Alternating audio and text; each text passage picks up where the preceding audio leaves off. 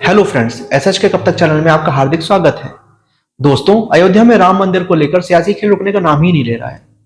यहां तक के विपक्ष के कुछ नेताओं ने तो 22 जनवरी का निमंत्रण भी अस्वीकार कर दिया है। जी हां दोस्तों, प्रधानमंत्री नरेंद्र मोदी ने शनिवार को श्री राम की नगरी अयोध्या को 15,000 करोड़ की सौगात देने के साथ ही उन लोगों को जवाब भी दिया जो यह आरोप लगाते हैं कि केवल हिंदू तीर्थ स्थलों का ही विकास हो रहा है। दोस्तों, विपक्ष को मिर्ची इस बात पर लगी हुई है कि जो काम उनकी सरकार ना कर सकी वो काम बीजेपी की सरकार के टाइम में कैसे हो गया। इसका मेन कारण यह है दोस्तों कि प्रधानमंत्री मोदी ने हिंदुओं को जाति के आधार पर नहीं बांटा, जबकि कांग्रेस ने जाति के आधार पर हिंदुओं को बांट रखा है। और उनकी सोच अभी भी वही चल रही है कि हिंदुओं को जाति के आधार पर बांट देंगे और फिर हिंदुओं को आपस में ही तोड़ देंगे। हिंदुओं की जो एकता है उसको नष्ट कर देंगे ये लोग। पीएम मोदी ने कहा कि एक समय था जब रामलला टेंट में विराजमान थे। आज पक्का घर केवल रामलला को ही नहीं, देश के 4 करोड़ गरीबों को भी मिला है। आज भारत अपने तीर्थों को भी संभाल रहा है तो डिजिटल टेक्नोलॉजी में भी आगे बढ़ रहा है। देश में 30,000 से ज्यादा पंचायत भवन भी बन रहे हैं। दोस्तों, पीएम मोदी ने कहा कि केवल धार्मिक स्थलों का ही विकास नहीं हो रहा है, साथ ही साथ पूरे भारत का भी विकास हो रहा है।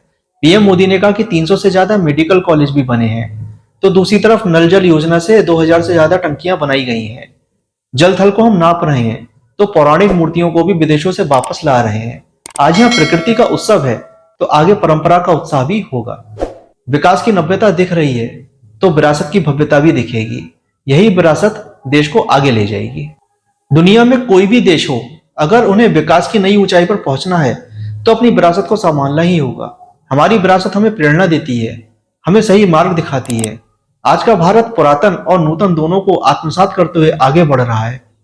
पीएम मोदी ने कहा कि 22 जनवरी का इंतजार सभी लोग कर रहे हैं। मैं भी उस तारीख के लिए उत्साहित हूं। फ्रेंड्स, पीएम मोदी ने इसके साथ ही लोगों से अपील की कि 5000 साल जब इंतजार किया है तो कुछ दिन और इंतजार कीजिए। 22 जनवरी को अयोध्या आने की कोशिश ना करें, उसके बाद आए। 22 जनवरी को कुछ लोगों को ही इन्विटेशन भेजा गया है। फ्रेंड्स, पीएम मोदी ने कहा कि प्राचीन काल में अयोध्या नगरी कैसी थी, इसका वर्णन वाल्मीकि जी ने विस्तार से किया है। उन्होंने लिखा है कि महान अयोध्यापुरी धन धान्य से परिपूर्ण थी, समृद्धि के शिखर पर थी। यहाँ पर विज्ञान और वैराग्य था ही, वैभव भी शिखर पर था। अयोध्या नगरी की उसी पुरातन पहचान को आधुनिकता से जोड़कर वापस लाना है। आने वाले समय में अयोध्या नगरी केवल अवध क्षेत्र ही नहीं, पूरे यूपी को दिशा देने वाली है। लेकिन दोस्तों, मैं तो कहता हूं कि अयोध्या नगरी केवल यूपी को ही नहीं बल्कि पूरे भारतवर्ष को एक नई दिशा देने वाली होगी।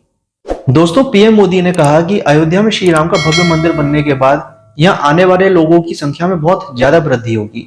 इसका ध्यान रखते हुए विकास कार्य हो रहे हैं। अयोध्या स्मार्ट बन रही है, सड़कों का चौड़ीकरण हो रहा है, नए फ्लाईओवर बन रहे हैं, नए पुल बन रहे हैं। आसपास के जिलों से जोड़ने के लिए यातायात के साधनों को जोड़ा जा रहा है।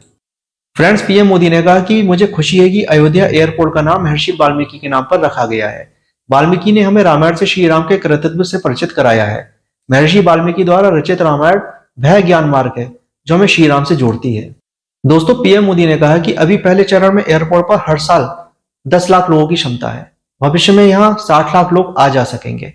इसी तरह रेलवे स्टेशन पर अभी 10,000 लोग रोज आ जा सकते हैं, आगे 60,000 लोग आ जा सकेंगे। पीएम मोदी ने कहा कि पिछले कुछ समय में देश ने वंदे भारत, नमो भारत ट्रेनें शुरू की थी। अब अमृत भारत ट्रेन शुरू हो रही है। यह सौभाग्य की बात है कि पहली अमृत भारत ट्रेन अयोध्या से चलने जा रही है।